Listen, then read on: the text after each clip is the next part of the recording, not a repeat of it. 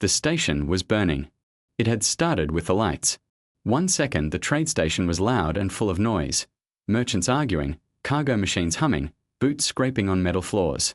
Then the lights went red. Then the wall shook. Then everything turned into smoke and screaming. Ethan Cole was 13 years old, and he had seen fires before. His father was a frontier ranger posted at Station Delta 9, a small neutral trade stop sitting at the edge of Dominion space. It wasn't a glamorous post. It wasn't even a safe one. But Ethan had grown up there, in those narrow corridors and low ceilings, eating canned food and reading old ranger manuals just to have something to do. He knew every corner of that station. He knew which corridors flooded with smoke first. He knew which ladders were bolted wrong and which emergency hatches were stiff from rust. When the pirate ships hit the outer dock, Ethan's father shoved him into a side corridor and told him to run to the evacuation bay. His father ran the other direction, toward the sound of fighting, because that was who his father was. Ethan ran. But he didn't run straight to the evacuation bay. Because he heard something. It was small, barely audible over the sound of metal groaning and fire eating through the walls.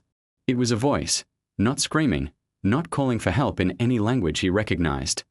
It was more like a low, frightened sound. The kind a person makes when they are too scared to be loud. Ethan stopped. He stood in the burning corridor for exactly 3 seconds. He counted, because his father had taught him that panic happens in the space between decisions, and counting slows panic down, and then he turned and followed the sound. The corridor bent left, then right, then opened into a small cargo storage room. Half the ceiling had come down. Broken crates were piled against the far wall, and a metal support beam had fallen across the floor at an angle, pinning something underneath it. Not something. Someone. She was small. Smaller than him, and that was saying something because Ethan wasn't big for his age. She had pale silver-grey skin and large dark eyes that reflected the orange glow of the fire behind him. Her hair was dark and loose, floating faintly like it didn't fully obey gravity. Her clothes were not the clothes of someone who worked at a trade station. They were fine clothes, the kind Ethan had only ever seen in pictures of high-ranking officials. He didn't know what she was. He had seen a few non-human species pass through the station over the years, but never one that looked like her. She stared at him with those huge dark eyes, and he stared back. Then the wall to his left groaned, and a new wave of smoke rolled in, and Ethan stopped thinking about what she was. "Hey," he said, keeping his voice low and steady the way his father kept his voice during emergencies. "I'm going to get that beam off you. Don't move." She didn't respond in words. She might not have understood him. But she went very still, which was smart, so Ethan figured she was smart. The beam was heavy. Heavier than it looked. Ethan's boots slipped twice on the scorched floor before he found a grip and a proper angle. His father had taught him about leverage, about how the right position matters more than raw strength. Ethan planted his shoulder against the beam, found his footing, and pushed with everything he had. It moved. Not much, but enough. He grabbed her arm, thin and cool to the touch, and pulled her out from under it. She got her feet under her immediately, which was good. She could stand. She could walk. "Come on," Ethan said, and he didn't wait for a response.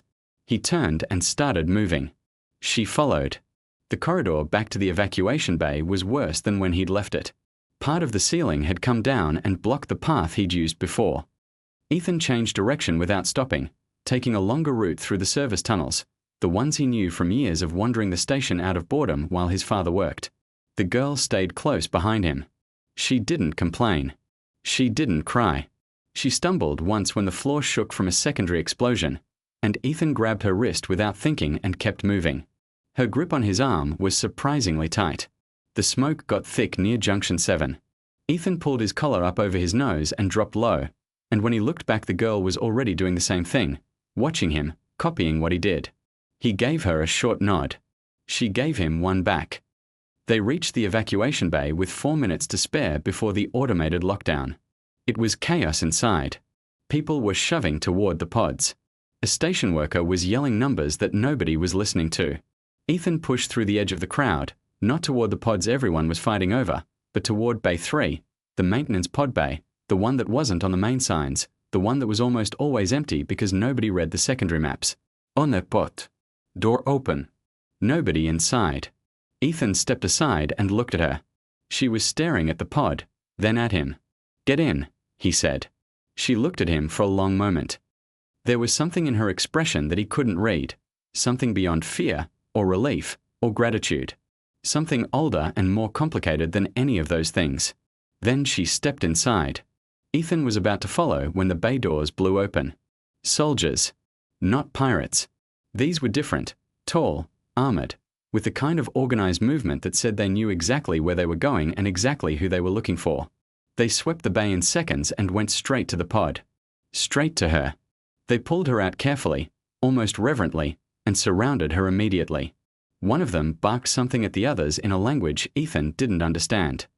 Another one, the biggest one, turned and looked at Ethan the way a person looks at a stray dog that wandered somewhere it doesn't belong. Ethan was grabbed by the shoulder and shoved back against the wall. Not hard enough to hurt. Just hard enough to make it clear that he was not part of whatever this was. He stood against the wall and watched. The girl was being led away. She was walking with them now, straight-backed, and she looked less like a scared child and more like something else entirely. Something that had remembered, in the space of a few minutes, exactly who and what it was. At the bay door she stopped. Just for a second. She turned and looked back at him through the moving crowd of soldiers and smoke and noise. Ethan stood against the wall with soot on his face and his father's ranger pin on his collar, and he looked back at her. Then she was gone. The ship at the outer dock fired its engines. Ethan watched it through the small porthole in the bay wall, a long silver vessel rising fast, clearing the station, and then vanishing into the black between the stars. He didn't know her name. She didn't know his. He stood there for another moment, then turned and went to find his father. The station was still burning. There were still people who needed help. Ethan went back to work. 17 years is a long time. Long enough to forget the shape of a corridor you once ran through. Long enough to forget the weight of a beam you once pushed off someone you didn't know. Long enough for a 13-year-old boy to become something harder and quieter and considerably more tired. Ethan Cole was 30 years old now, and he sat in a corner booth of a dim cantina on the edge of Dominion space, nursing a drink he hadn't asked for and watching a card game he wasn't part of. The cantina was on a way station called Port Myra, a floating junction point that wasn't officially part of any territory, which meant it was officially part of every kind of trouble. Ethan liked places like that. They asked fewer questions. He had a ship, a mid-range hauler called the Grey Mule, which was exactly as unglamorous as it sounded. He had a crew of 2, which was himself and Nora Hale, who was currently across the cantina losing badly at the card game he wasn't watching. He had a reputation in certain circles as someone who was quiet, reliable, and unlikely to get robbed or killed on a cargo run, which in his line of work counted as a glowing recommendation. What he didn't have was a Frontier Ranger badge.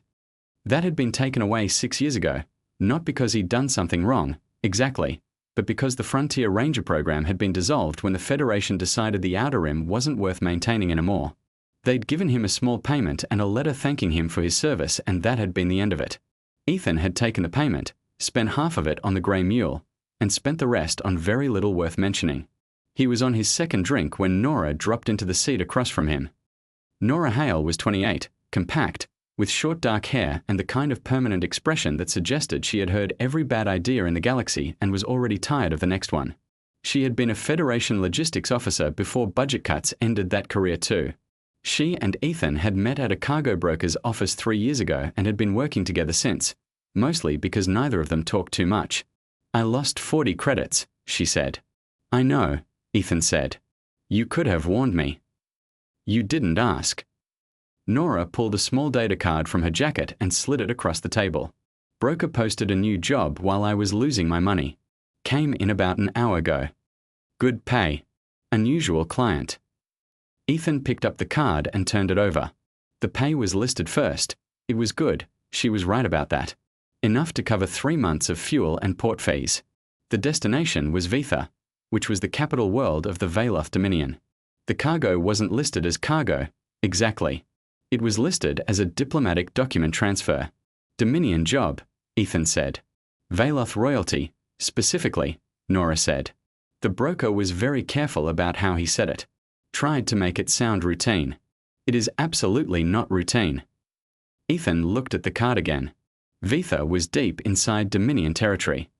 The Veloth weren't hostile toward humans, exactly, but they weren't warm either. They tolerated human traders in neutral space and kept their own territory largely closed. Getting clearance to land on Vitha was not something that happened easily or often. "What's the political situation over there right now?" Ethan asked. "Bad," Nora said. "The king is dying. Has been for about a year. The princess is the only heir. There's a noble, Lord somebody, who's been maneuvering to grab power before she gets crowned. The whole court is apparently a mess. And someone in that mess wants to hire a human courier." "Someone in that mess specifically wants to hire a human courier," Nora said, with slight emphasis on the word specifically, "which means they want someone who can move through neutral space without raising flags. Someone who isn't being watched by the Dominion's internal factions." Ethan set the card down. "So we'd be carrying documents that could get someone executed if the wrong people found them." "Yes." "Into the middle of a royal succession crisis." "Yes." "On a planet that doesn't particularly like humans." "The pay is very good," Nora said. Ethan looked at his drink. He thought about the fuel gauge on the Grey Mule, which had been reading lower than he liked for 2 weeks. He thought about the cargo broker on Station 9 who was waiting on a payment Ethan owed him. He thought about the long, boring run between Port Myra and the outer colonies that was the only other job currently available. "Fine," he said. Nora picked up the data card. "I'll confirm with the broker." "Don't tell them anything about the ship," Ethan said. "Just say we'll take the job and we'll make the jump in the morning." Nora nodded and stood. She was halfway back across the cantina before she turned around. "Ethan, just so we are clear, if this goes badly, I'm blaming you." "You always do," Ethan said. She left. Ethan finished his drink. On the capital world of Vitha, far across the stars, Princess Serene Valoth sat in a high stone chair in a war room that smelled of old metal and cold air. She was 24 years old in human equivalent years, and she had been managing the weight of the Dominion's political chaos since she was 19. Her father's health had declined slowly and then quickly, and with each passing month the court had grown sharper and more dangerous. Lord Caverin stood on the opposite side of the table. He was tall, older, with the kind of face that always looked like it was being reasonable. Serene had learned to distrust reasonable faces. "The Federation courier arrangement is unnecessary," Caverin said, for the 3rd time. "I can arrange the transfer through my own." "Your own channels are the problem," Serene said, and her voice was flat and final. "The documents go through a neutral party. A human crew. Independent." Commander Drev, standing at the far wall with his arms crossed and his expression locked somewhere between professional and deeply unhappy, cleared his throat.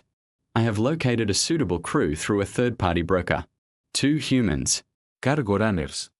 No political affiliations. Clean record within the bounds of what these people consider clean." "These people," Serene said quietly. Drev had the courtesy to look slightly uncomfortable. "The crew. I only meant." "I know what you meant," Serene said. She looked down at the table, at the maps and reports and intelligence summaries spread across it. Everything was fragile right now. One wrong document in the wrong hands and Caverin would have the leverage he needed to delay the coronation. Delay was all he needed. Her father might not survive a delay. "Send the contract," she said. "Standard terms. No extra details. They don't need to know what they're carrying, only that it must arrive intact and unread." Drev nodded and left. Caverin lingered. "You trust humans," he said, making it sound faintly ridiculous. Serene looked at him for a long moment. She thought about a burning corridor and a boy with soot on his face who had stopped running towards safety to come back for someone he didn't know. She had never told anyone that story. It wasn't relevant to politics or succession or power, but it had stayed with her for 17 years, sitting quietly in the back of her mind like a small, steady light. "I trust that they have their own reasons for doing things," she said finally. "That's enough." Caverin left without another word. Serene sat alone in the war room and looked at the star maps and thought about the coronation, about her father, about the documents that needed to reach the Federation outpost before Caverin's people found them. She did not think about the boy. She almost never did, anymore. Almost the Grey Mule cleared the jump point above Vitha at just past mid-cycle, and Ethan sat in the pilot's seat and looked at the planet below. It was a cold, blue-grey world, not ugly, just serious-looking. The kind of planet that felt like it had opinions. The kind of planet that was not especially interested in what you thought about it. Vitha's orbital control cleared their descent without incident. Ethan suspected that was because Commander Drev had gone to some effort to make their arrival as invisible as possible. They were assigned a lower port, not the main spaceport, not the Royal Dock, but a service port on the south side of the capital city that handled freight and maintenance runs. The kind of port where nobody looked up when a ship came in. "Smooth so far," Nora said from the co-pilot seat. "Don't say that," Ethan said. "You're very superstitious for someone who claims not to believe in anything." "I believe in not saying things are smooth," Ethan said, and began the landing sequence. The port was quiet. A Dominion official met them at the ramp, not a soldier, just an administrator, young, with the same pale silver-grey skin Ethan had occasionally seen on Veloth traders passing through neutral stations. The administrator checked their credentials with an expression of intense professional neutrality, confirmed the job code, and told them a courier contact would meet them in the lower receiving hall to take the documents. Simple. Clean. Fast. Ethan picked up the sealed document case from a ship's lockbox, tucked it under his arm, and followed Nora down the ramp. The lower receiving hall was a large grey room with high ceilings and the kind of echo that made every small sound too loud. There were a handful of Dominion workers moving crates near the far wall. A few other independent ships were docked at the adjacent berths. Nothing unusual. They waited 8 minutes. The courier contact did not come. What came instead were 4 figures in the kind of body armor that wasn't standard issue. Too well made, too clean, with no official markings. They came from the side entrance and moved with purpose. Ethan recognized the type before they'd taken 10 steps. He'd seen men who moved like that before. These were not soldiers following orders. These were people following money. Kavrin's people. "Nora," he said, very quietly. "I see them," she said, in the same quiet tone. The 4 figures spread out to block the exits. The one in front held out a hand toward Ethan. Not aggressive, not yet, just expectant. The gesture of someone who believed he was already in control of the situation. "The case," the man said in accented standard language. "Leave it and walk back to your ship. You'll be paid for your trouble." Ethan looked at the case under his arm. He looked at the 4 blocked exits. He looked at Nora, who gave him the specific expression she used when she was telling him that whatever he was about to do was probably a bad idea, but she would back him up anyway. Ethan did a fast, quiet calculation. He couldn't fight his way out. He could maybe get Nora out, but the case would be lost and the job would be over and the person who had hired them would be in serious trouble. But there was a 5th door. Not an exit, exactly. It was an access corridor used by service workers. Ethan had noticed it when they walked in because he always noticed secondary doors. It ran parallel to the main corridor of the lower port, and if the schematics he'd glanced at during the descent were right, it connected eventually to the main palace administrative building, which was connected to the Royal Hall. Ethan looked at the man waiting for the case. "Give me a second to think about it," Ethan said, in the most agreeable tone he could manage. The man looked slightly surprised. People did not usually ask for a second to think when 4 armed people were blocking the exits. The half-second of confusion was enough. Ethan moved for the service door. What followed was not elegant. Nora threw a cargo dolly into the path of 2 of the 4 to buy time. Ethan hit the service door at a run, found the corridor, and ran. Behind him he heard shouting and the sound of boots. He didn't look back. Looking back was for people who had time. He ran. The service corridor was dim and narrow and smelled like machine oil. It branched twice and Ethan took the turns on instinct, or rather, on the fast mental map he'd built from the schematics. Left, then right, then up a short staircase, then through a door that opened into a wide administrative hallway with tall windows and the kind of flooring that was clearly not designed for someone running in work boots. 2 Veloth guards stepped into his path immediately. Rifles up. Eyes hard. Ethan stopped. He held up the case with one hand and held the other one open and empty. "I need to speak with whoever is in charge of this delivery," he said. "I'm the courier." The receiving contact didn't show. "I have reason to believe the lower port is compromised." The guards stared at him. "I was hired," Ethan said, keeping his voice even and very calm. "The contract came through a third-party broker. The job code is Delta 7 Veloth 9. You can verify it. But I'd suggest doing it fast because there are at least 4 people in your lower port right now who want what's in this case, and I am running out of good options." The guards exchanged a look. One of them reached for his communicator. It took 3 minutes to get the verification. Ethan stood very still and let them do it, because standing very still was currently the most useful thing he could do. The response from above came through, and the guard with the communicator looked at Ethan with an expression that had shifted from hostile to something more complicated. He said something into the communicator. A pause. Then a short reply in the Dominion language. The guard straightened. "Come with us," he said. They took him up 2 more levels and through a set of heavy doors, and then Ethan Cole walked into the Royal Hall of the Veloth Dominion. It was a large room, tall ceilings, stone walls, the kind of place built to make the people inside it feel appropriately small. There were officials and advisors and guards positioned around the edges of the room, all of them turning to look at the human who had just been escorted in through a side door looking like he'd been running. Commander Drev was already moving toward him, hand on his weapon, face set with the particular expression of a man who had been dealing with a complicated situation and had just found a new problem. "Who are you?" Drev said. It was not entirely a question. "The courier," Ethan said. "Your lower port has a problem. You were not authorized to." "I know," Ethan said. "But the documents are intact and I am standing here, so maybe we can be annoyed at me after." Drev's weapon came out. Not pointed at Ethan, exactly, but visible. A clear suggestion. From the upper corridor came the sound of footsteps. Measured, deliberate. The kind of footsteps that made the people in the room straighten without being told to. Princess Serene Veloth walked into the royal hall. And then she stopped. The room noticed. These things were always noticed. When a person with that kind of presence stopped moving, the entire space around them changed. Advisors exchanged glances. Guards shifted. Drev looked over his shoulder. Serene stood at the top of the hall steps and stared. Not at the situation. Not at the document case. Not at Drev. At the human standing in the middle of the room. The color left her face in a way that had nothing to do with politics or danger or the crisis that was currently unfolding around her. It was older than all of that. It came from somewhere that 17 years had not touched. She knew those eyes. She had told herself, over the years, that she didn't, that memory was unreliable, that she had been 7 years old and terrified, that faces fade. She had almost believed it. But the eyes didn't lie. Steady and grey-green and completely, utterly calm, even now, even here, even standing at gunpoint in a room full of people who were deciding whether to trust him. A burning corridor. Smoke so thick she could barely breathe.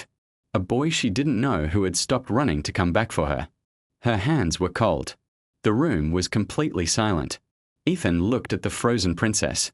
He tilted his head slightly, just a fraction, the small movement of a man trying to read a situation he didn't fully understand.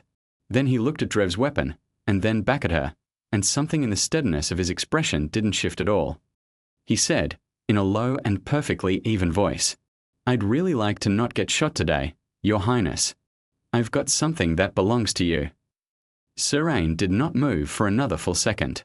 Then she exhaled, slow and controlled, and said in a voice that was very quiet but carried across the entire silent room, "Lower your weapon, Commander." Drev lowered his weapon. Slowly, with the look of a man who had a great many questions. Serene walked down the steps toward the human who had carried her through fire when she was 7 years old, and who stood in front of her now like it was the most ordinary thing in the world. The document case was opened in a secure chamber off the main hall, with 3 senior advisors, Commander Drev, and Serene present. The contents were verified. The evidence against Lord Cavern was real. Records of private communications, financial transfers to foreign parties, signed agreements that had never been brought before the court. It was enough. More than enough. It lasted about 2 hours before Cavern found out. Nobody in the palace said a word to him. But information moved in courts the way it always did, through walls, through servants, through the careful listening of people who owed their positions to the wrong man. By the time Serene returned to the main hall with the advisors at her side, a runner was already reporting that Lord Cavern had sealed himself in the eastern wing with 30 loyalist soldiers and had sent a single message to the rest of the court. The message was simple. The king was in his chambers in the eastern wing. Cavern's soldiers had control of the corridor. If the coronation proceeded, the king would not survive the night. The war room went cold. Drev laid the numbers out flat. His loyal guard units were positioned at the outer gates and the main corridor junctions, but the eastern wing was a problem. It was an old part of the palace, designed centuries ago with its own internal passages and only 3 main entrances. Any attempt to push through by force meant a long, Narrow fight in tight corridors, the kind where the advantage went to whoever was already inside, waiting. We could negotiate, one of the advisors said. Kavrin is not negotiating, Surain said. This is his last move. He knows the documents exist. He knows what they contain. He has nothing to offer and nothing to lose. Then we wait him out.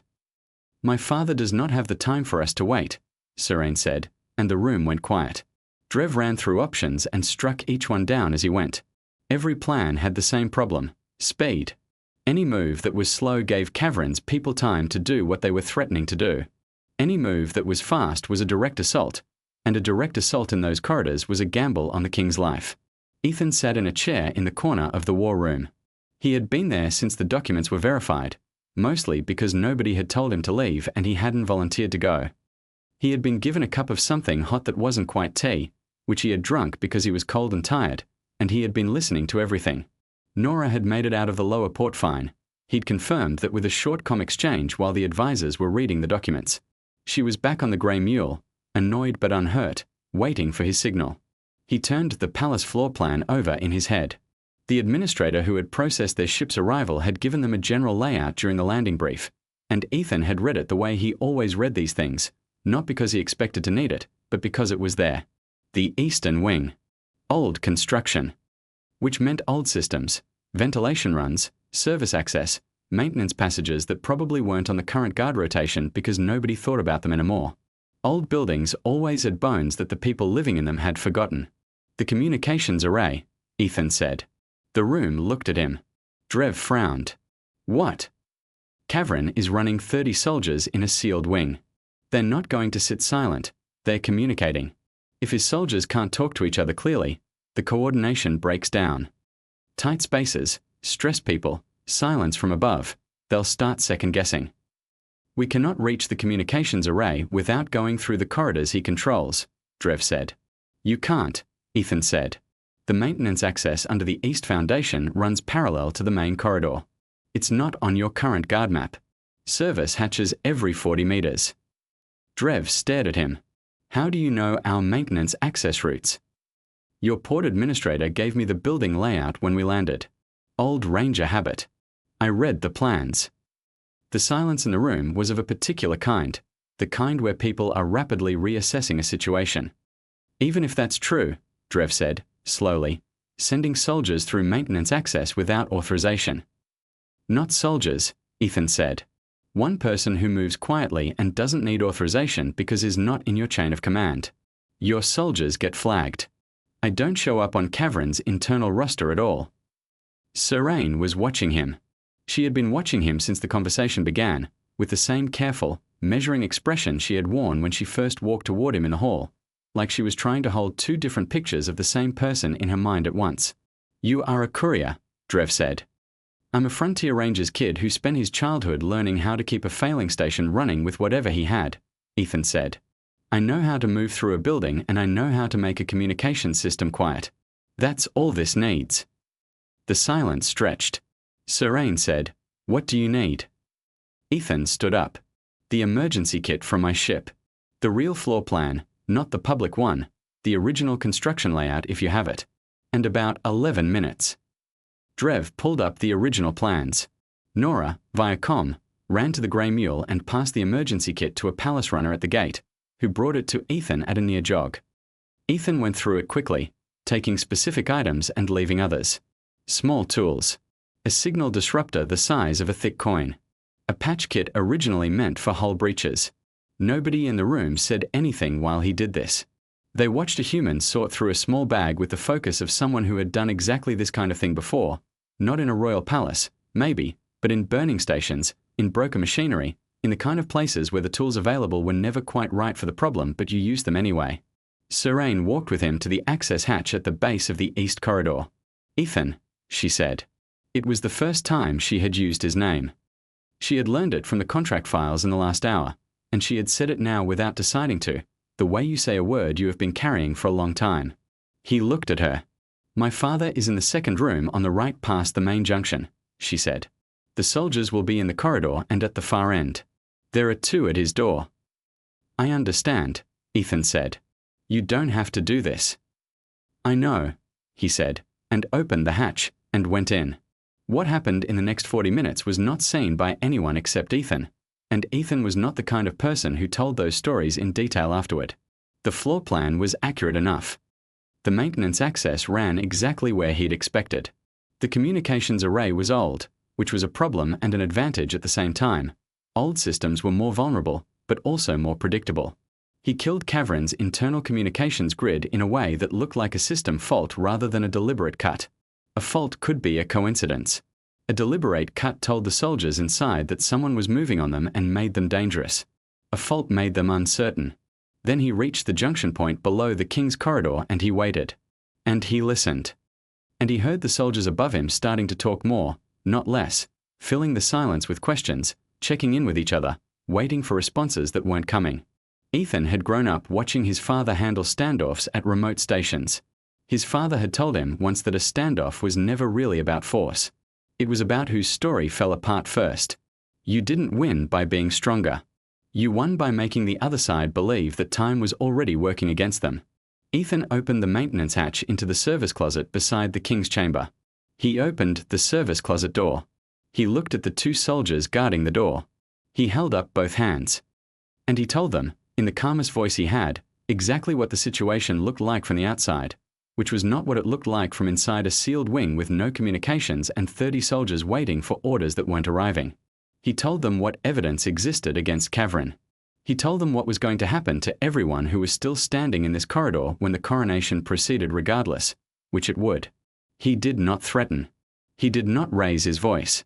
He just laid out the facts and let the facts do what facts do to people who are already frightened and already starting to wonder if they had chosen the wrong side.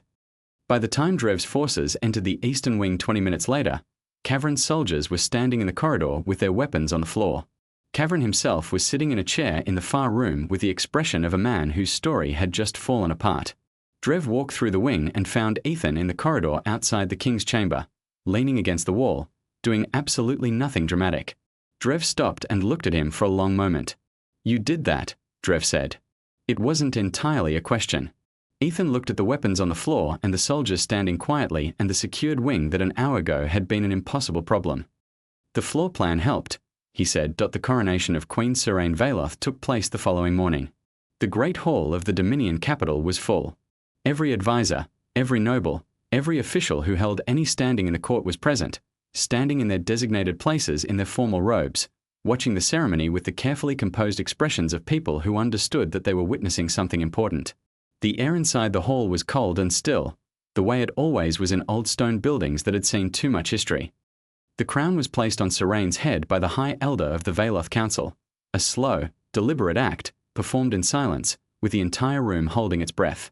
She bore the weight of it without flinching. Lord Cavern was not in attendance. Lord Cavern was in a secure holding room in the lower levels, awaiting formal proceedings that were going to take some time and be very unpleasant for him. His loyalist soldiers, most of whom had surrendered the previous night in a corridor with no communications and a human standing in front of them explaining their options very quietly, were in a state of temporary custody pending review.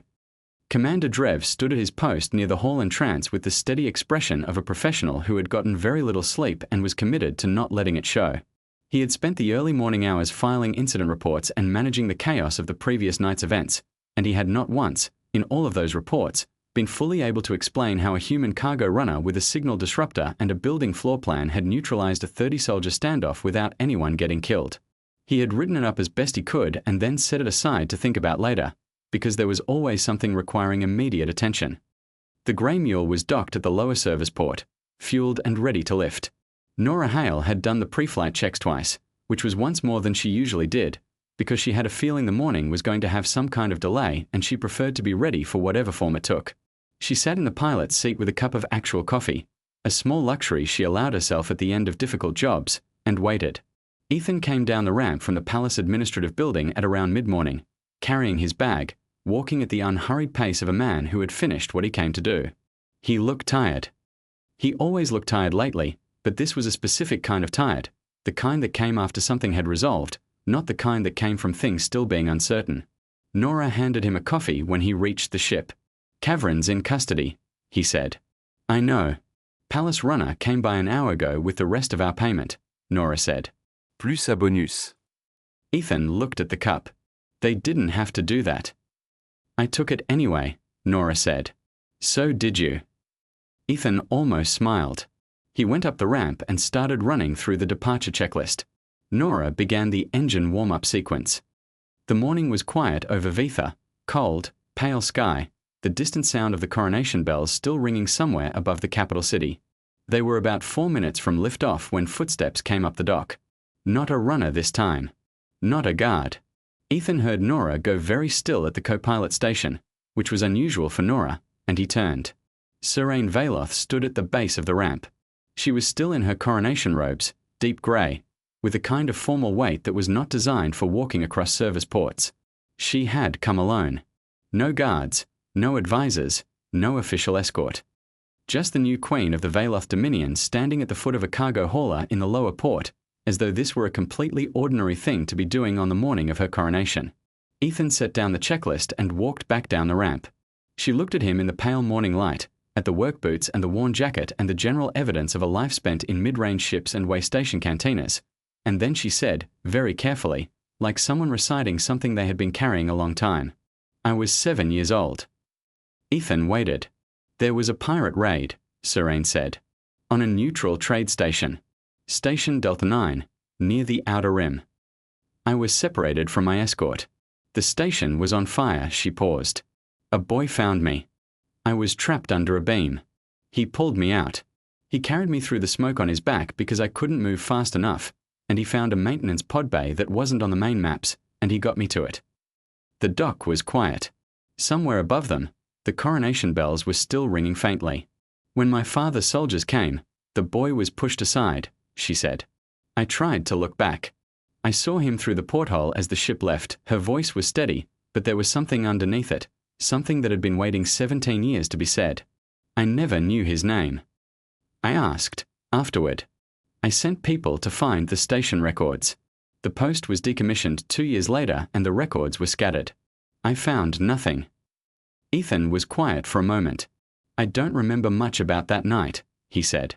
It was not entirely true, but it was the kind of thing you say when the full truth feels too large for a dock in the morning light. There were a lot of people in that station. Surain looked at him. There was one girl, she said. The words were simple. 3 words. But they sat in the air between them with the weight of everything they meant. 17 years, an unfinished thing, a kindness that had never been acknowledged, a gratitude that had never been given a name to attach itself to. Ethan looked at her for a moment. He looked at the crown on her head, not heavy-looking now, just present, just real, just something she was wearing the way she wore her own expression, with steadiness and without complaint. He nodded once. It was a small movement. It was the kind of acknowledgement that didn't try to make the moment larger than it already was. You run a complicated kingdom, he said. I hope it gets easier. Surain studied him for another second. Then, very slightly, she did something that was not quite a smile but was close to one, a softening, a small release of something that had been held a long time. It will not, she said. But that is manageable. Ethan picked up his bag. She stepped aside to let him back up the ramp, and she stood on the dock and watched. He did not look back, which was not coldness. It was just the way Ethan Cole moved through the world. Forward. Without ceremony. The way his father had walked toward the sound of fighting on a burning station 17 years ago, because that was simply what you did. The Grey Mule's engines warmed and then fired. The ship lifted off the dock slowly, then faster, clearing the port and rising over the capital city. Surain stood and watched it climb, getting smaller against the pale grey sky, until it broke through the low cloud cover and disappeared. The coronation bells were still ringing. She stood alone on the dock, the queen of the Valoth Dominion, with a crown on her head and a kingdom behind her and 1,000 decisions waiting, and she thought about a boy who had stopped running to come back for someone he didn't know, who had asked nothing, who had expected nothing, who had, last night, walked alone into a sealed wing and taken apart a political crisis with a disruptor the size of a coin and the kind of calm that other species spent lifetimes trying to understand. She had heard the Dominion scholars debate the humans for years. They argued about human military capability, human technological development, human political structure.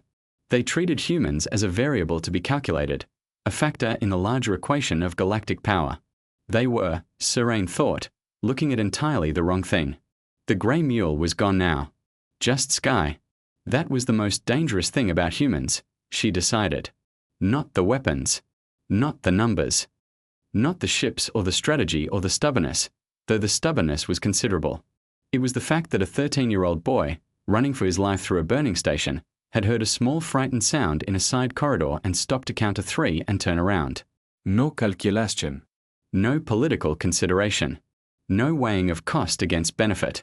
Just a choice, made in 3 seconds, that had echoed across 17 years and reached all the way to the morning of a coronation. The new queen of the Veloth Dominion turned away from the empty sky, straightened her robes, and walked back toward the palace. There was work to do. There was always work to do. But for the first time in a very long time, the weight of it felt like something she could carry.